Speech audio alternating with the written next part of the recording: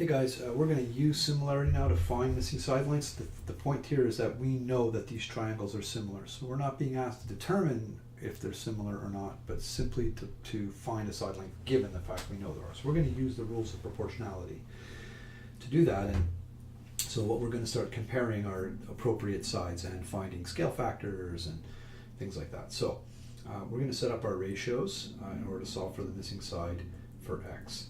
And in order to do that, I'm going to start off with saying, well, what is x compared to? Like if I'm looking at the FD here, and I want to call that x, what will the scale factor be for that x? Well, FD is between the single and the double angle.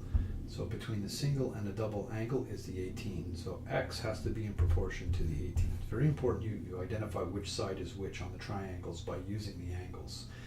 So that's the one that's between.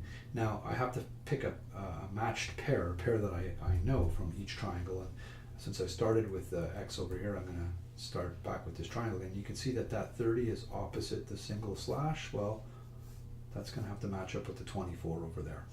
So I'm going to go from x to the 18. Then I've got to go back to my 30 to the 24.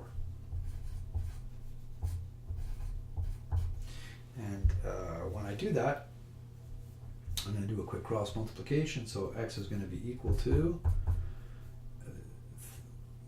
well, 24x is going to be equal to 18 times 30. So 24x is equal to 18 times 30 is 540. And now I'm going to divide both sides by 24. And I get x is equal to 22.5. So that's the value of that x right there.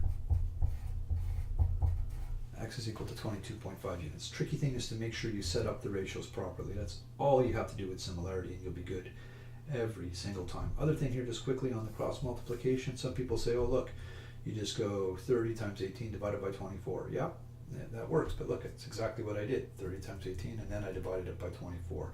It's a good idea to show this step and you'll see why with the tougher ones that come up later.